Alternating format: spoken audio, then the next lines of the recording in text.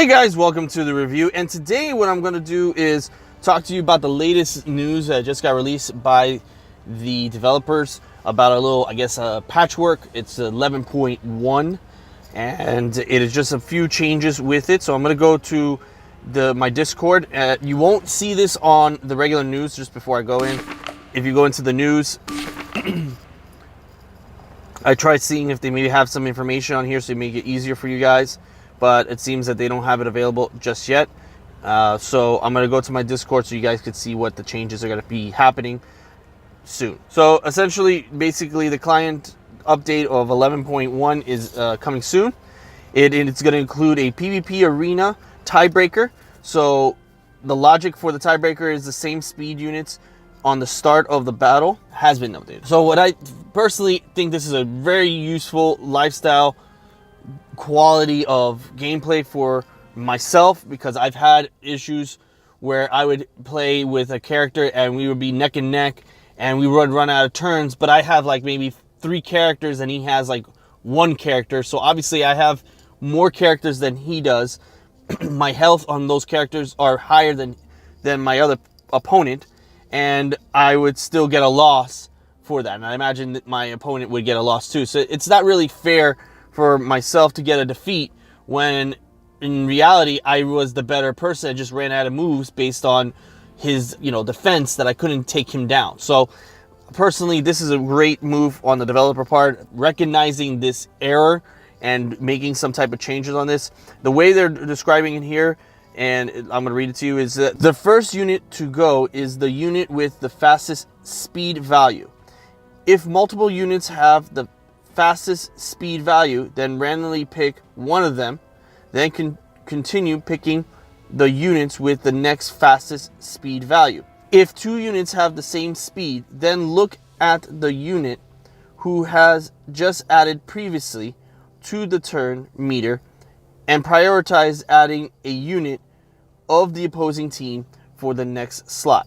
So from what I understand, the way they're making the tiebreaker is based on speed. So I'm not too prone on that, because of the fact if I use defensive characters and my defensive characters, they have already a disadvantage with a lower speed meter. So I'm not sure how that's going to be helpful for someone who has leftover characters with defensive characters that have slow speed. So I'm not sure about this, but until I get to try it out, I won't really know what's the pros and cons of this. So just something to be kind of like aware of, food for thought kind of thing. So it seems like it's a good change, but we'll find out soon. The next update that they're doing is a VIP Tower Sym. Progress made in any particular tower will now allow you to sim to that point. So I guess if you did any particular tower of endurance to, let's say, I want to say level 9, instead of redoing the whole thing again, there's an auto play that you don't have to sit there and play it all again.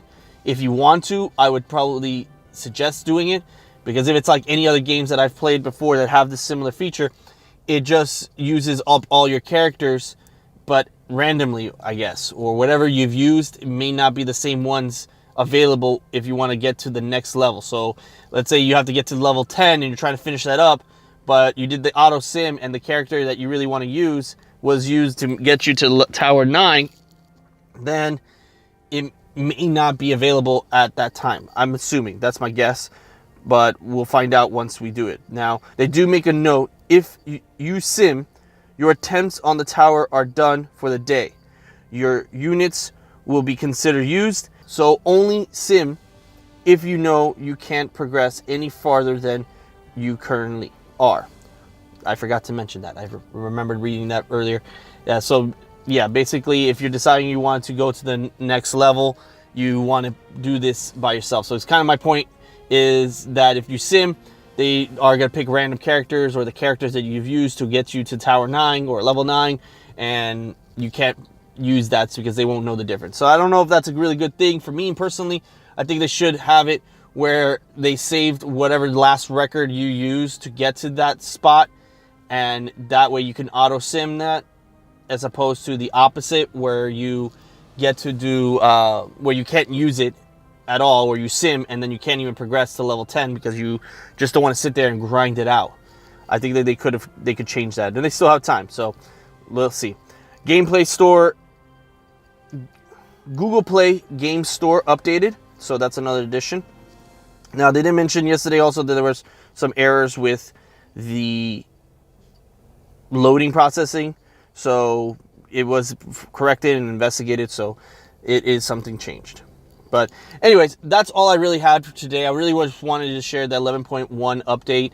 This is something that, you know, the developers are really trying to make the game more enjoyable, and I appreciate the developers for making the time to correct these little tiny mistakes or improving the quality of the game. I really like the fact that they take the time to try to figure it out. So thank you, developers, if you're listening.